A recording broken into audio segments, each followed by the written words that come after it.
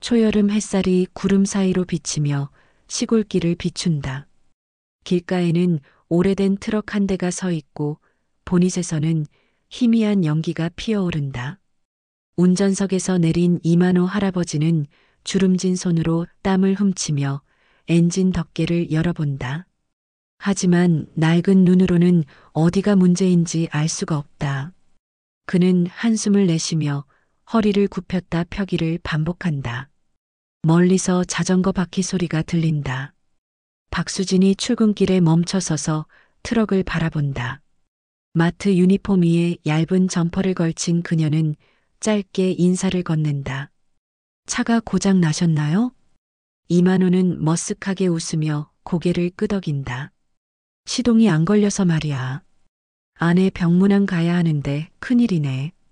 수지는 자전거 거치대를 세우고 트럭 앞으로 다가간다. 손에 들고 있던 청가방에서 작은 공구 세트를 꺼낸다. 엔진 내부를 살펴보더니 단자에 낀 녹을 닦아내고 케이블을 단단히 조인다. 이제 시동 걸어보세요. 트럭이 잠시 침묵하다가 부르릉 소리를 내며 다시 살아난다. 할아버지의 얼굴에 미소가 번진다. 아이고, 덕분에 살았네.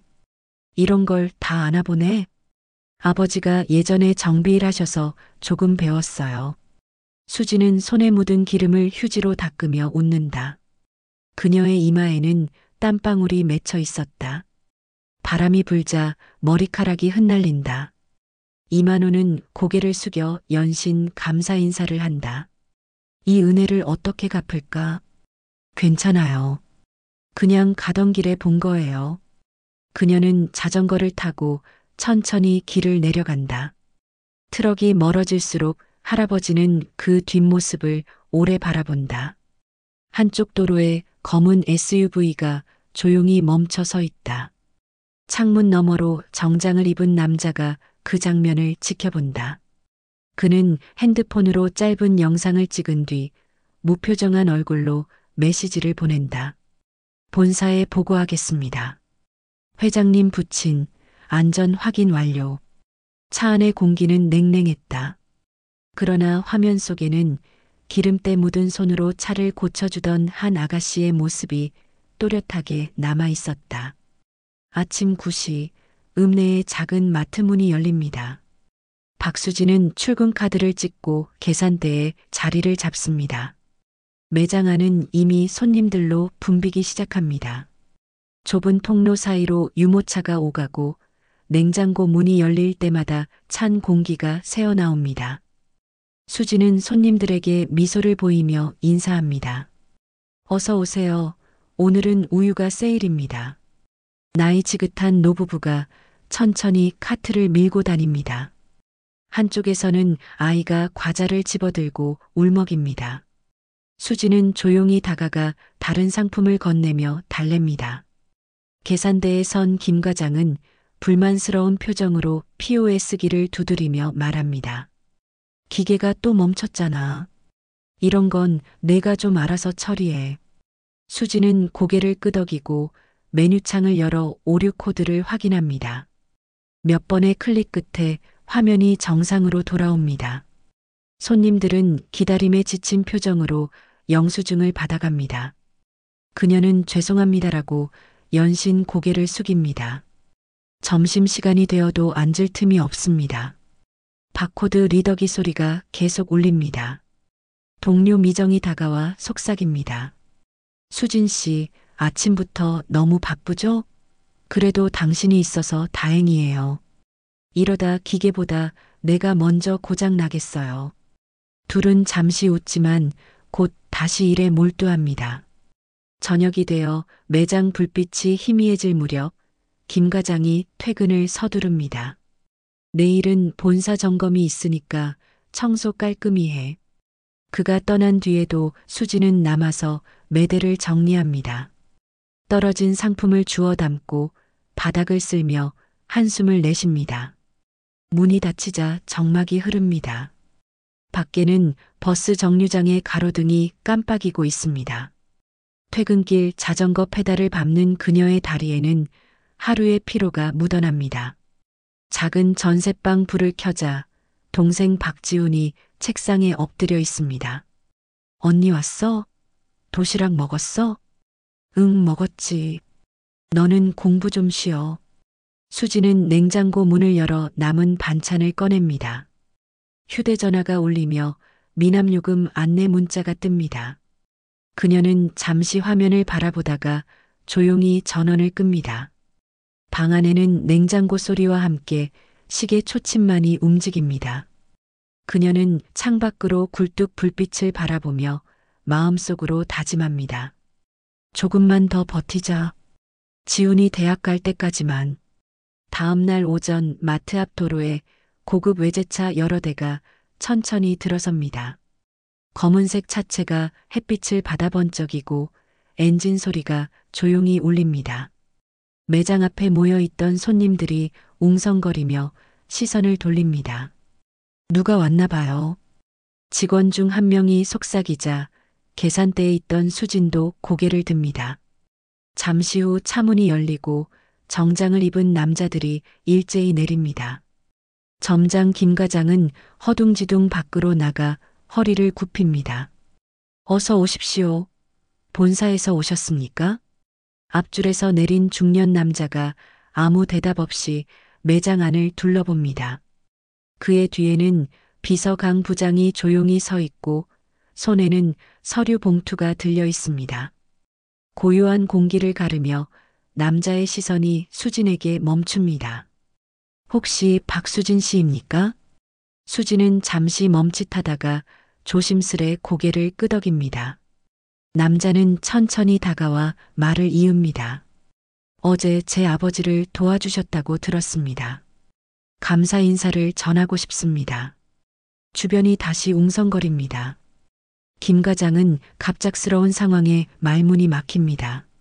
수지는 당황스러움 속에서도 예의를 지키며 고개를 숙입니다. 별일 아니었습니다. 그냥 도와드린 거예요.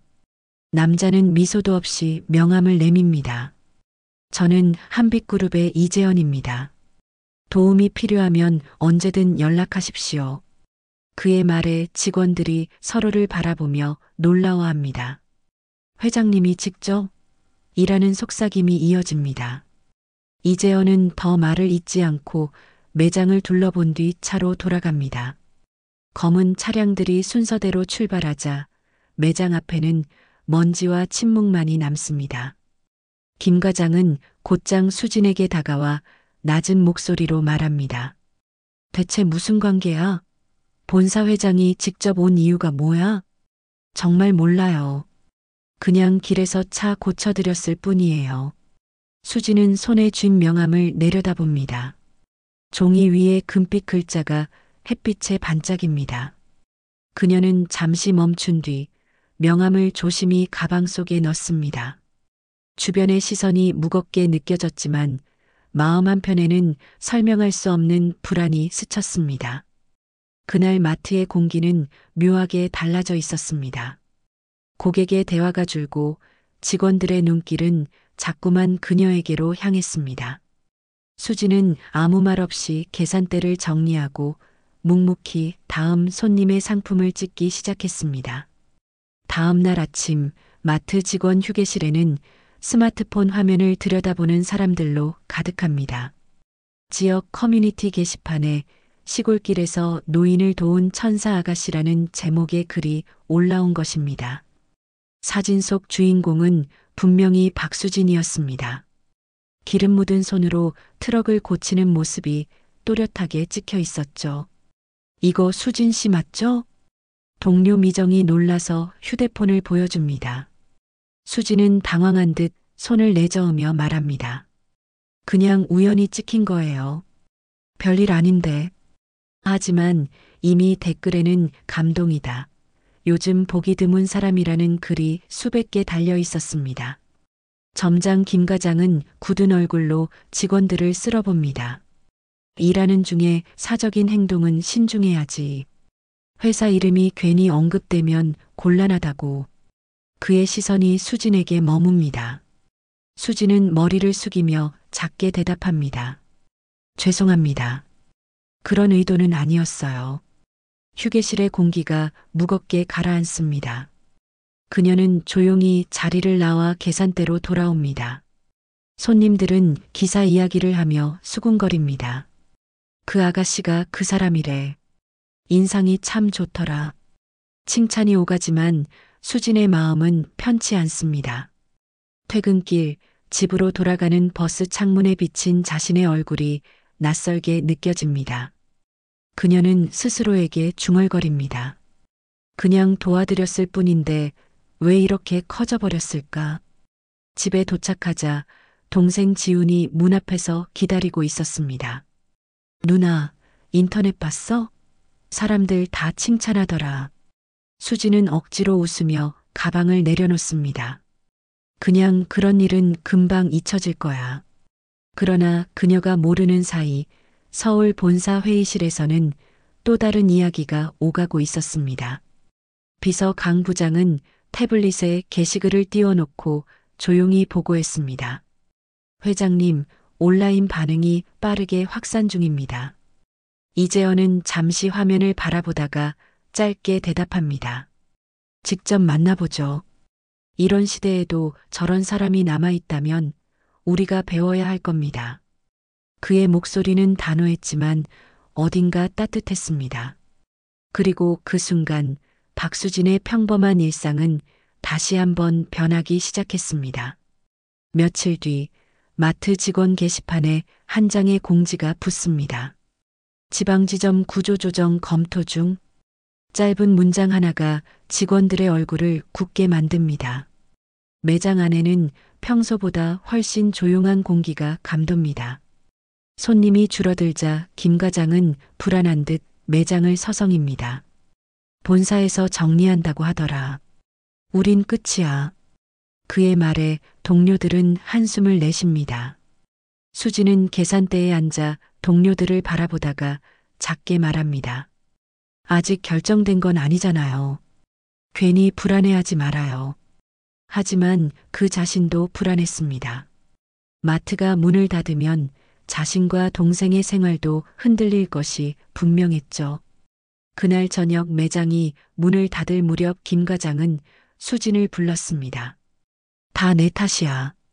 본사 눈에 띄어서 괜히 여기만 시끄러워졌잖아. 그의 목소리는 거칠었습니다. 수지는 억울했지만 반박하지 않았습니다. 그럴 생각은 아니었어요. 정말로요.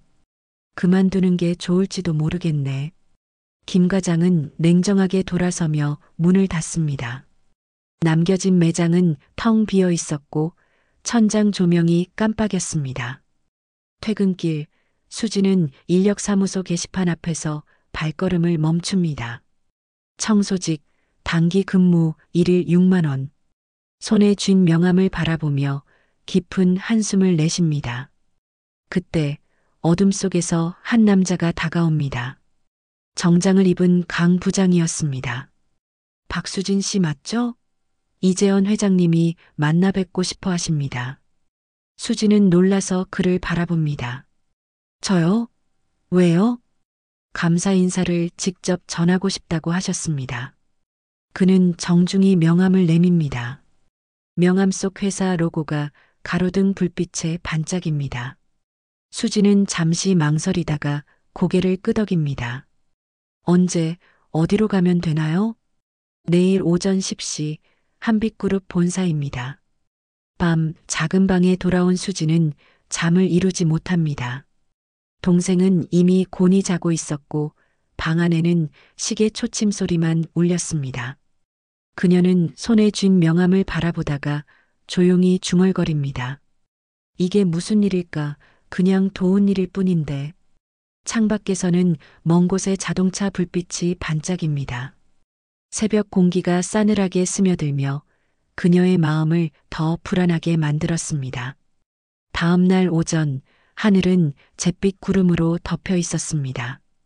박수진은 단정한 셔츠와 검은 바지를 입고 버스에 올랐습니다. 창밖으로 스쳐 지나가는 도로 표지판마다 긴장감이 더해집니다. 한빛그룹 본사라는 간판이 눈에 들어오자 그녀의 손끝이 떨렸습니다. 유리로 둘러싸인 고층 건물 앞에 내린 그녀는 잠시 숨을 고르며 입구로 들어갑니다. 보안 게이트를 지나자 정장을 입은 직원들이 줄지어 서 있었습니다. 박수진 씨 맞으시죠? 회장님께서 기다리고 계십니다. 비서 강 부장이 직접 그녀를 안내했습니다. 엘리베이터 문이 닫히자 조용한 음악이 흐르고 공기가 묘하게 무거워졌습니다. 회의실 문이 열리자 이재원 회장이 자리에서 일어났습니다. 그는 미묘한 미소를 지으며 손짓했습니다. 먼 길 오시느라 고생 많으셨습니다. 수지는 조심스레 자리에 앉습니다. 테이블 위에는 회사 로고가 새겨진 봉투가 놓여 있었습니다. 아버지를 도와주신 일 진심으로 감사드립니다. 작은 성의로 장학기금과 일자리 제안을 드리고 싶습니다. 그녀는 놀란 눈으로 그를 바라보다가 고개를 저었습니다. 저는 그저 지나가다 도와드린 것뿐이에요. 그런 대접 받을 일은 아닙니다. 회의실의 공기가 잠시 정적에 잠깁니다. 임원 몇 명이 눈치를 보며 서로를 바라봅니다. 이재현은 잠시 생각에 잠긴 뒤 말을 이었습니다. 사람이 이익만 줬다 보면 중요한 걸 잊게 되죠. 아버지가 당신 얘기를 하시더군요. 요즘 세상에도 이런 사람이 있다면서요. 수지는 당황스러운 듯 시선을 떨굽니다. 그는 진심이 담긴 목소리로 덧붙입니다. 이 회사가 지역과 함께할 방법을 고민 중입니다. 당신이 본 현실을 들려줄 수 있을까요? 그녀는 잠시 망설이다가 조용히 입을 열었습니다. 마트에서 일하는 사람들은 늘 불안해요. 언제 문 닫을지 몰라서요. 그래도 그곳이 동네 어르신들한테는 유일한 쉼터예요. 그녀의 말에 임원들이 서로를 바라보며 고개를 끄덕입니다. 이재현은 그녀의 눈을 바라보며 천천히 고개를 끄덕였습니다. 알겠습니다. 그런 이야기가 필요했어요. 그의 표정에는 이전에 없던 따뜻함이 스며 있었습니다. 면담이 끝나자 강 부장이 문을 열었습니다. 회장님께서 직접 배웅해드리겠다고 하십니다. 복도를 함께 걸으며 이재현은 조용히 말했습니다. 당신 같은 사람을 만나면 세상이 아직 괜찮다는 생각이 듭니다. 수지는 머뭇거리다 짧게 웃었습니다. 그 말씀 기억하겠습니다. 유리문이 닫히고 그녀는 밝은 햇살이 비추는 로비를 천천히 걸어 나왔습니다. 그녀의 손에는 봉투 대신 작은 메모 한 장이 남아 있었습니다. 다음에 마트 이야기를 더 들려주세요. 이재원. 며칠 뒤 마을 사람들은 놀라운 소식을 듣습니다. 폐점 예정이던 마트 부지에 공사 차량이 도착했고 새로운 간판이 세워졌다는 겁니다. 은빛길 마트 재개점 예정. 간판 아래에는 한빛그룹의 로고가 선명히 붙어 있었습니다. 주민들이 몰려와 서로의 얼굴을 바라보며 웅성거립니다. 진짜 다시 여는 거래? 이번엔 지역 직원도 계속 쓴다더라. 소문은 삽시간에 퍼졌습니다. 그날 오후 박수진은 본사에서 온 연락을 받고 현장으로 향합니다. 공사장 앞에서 이재현이 서 있었습니다. 그의 옆에는 비서 강 부장과 시공 담당자들이 도면을 검토하고 있었죠. 수진이 다가오자 재현은 미소를 지었습니다. 약속을 지켜야죠. 이 마트를 다시 세워서 지역이 함께 숨쉬게 하려 합니다. 그녀는 놀란 듯 그를 바라보았습니다. 정말 이렇게까지 하셔도 괜찮으세요? 이건 감사의 표현이 아니라 우리 회사가 해야 할 일입니다. 며칠 후 마트는 리모델링 작업에 들어갑니다. 벽이 다시 칠해지고 낡은 선반이 교체됩니다. 본사에서 파견된 관리자 대신 기존 직원들이 모두 복귀했습니다. 심지어 김 과장까지 고개를 숙이며 찾아왔습니다. 내가 그땐 미안했네. 너무 급했어. 수지는 잠시 그를 바라보다 미소를 지었습니다. 다시 함께 일해요. 우리 맡으니까요. 그 한마디에 동료들은 박수를 쳤습니다. 개점 준비가 끝난 날 마을 어르신들이 줄을 서서 문이 열리길 기다립니다. 마트 안에는 무료 급식 코너가 새로 생겼고 지역 농가에서 직접 납품한 식자재들이 진열되었습니다. 이재현은 조용히 행사장 뒤편에 서서 그 모습을 바라보고 있었습니다. 그의 옆에는 휠체어에 앉은 이만호가 있었습니다. 저 아가씨가 당신이 말한 그 사람이구먼. 이재현은 고개를 끄덕이며 미소를 지었습니다. 네, 아버지. 그분 덕분에 이 마을이 다시 살아나고 있습니다. 수지는 어르신들에게 인사하며 문을 엽니다. 어서 오세요. 오늘은 전부 새로 시작하는 날이에요. 햇살이 유리문 사이로 비쳐 들어오며 그녀의 얼굴 위로 환한 빛이 번졌습니다. 가을 햇살이 은빛길 마트 지붕 위로 부드럽게 내려앉습니다. 개점 한 달이 지난 지금 마트는 마을의 중심이 되었습니다. 아침마다 어르신들은 이곳 벤치에 앉아 차를 마시고 아이들은 매장 앞 놀이터에서 웃습니다. 문을 여는 박수진의 인사소리가 하루의 시작을 알립니다. 어서 오세요. 좋은 하루 보내세요. 그녀의 목소리는 밝고 단단했습니다. 이재현은 주말마다 조용히 마트를 방문합니다.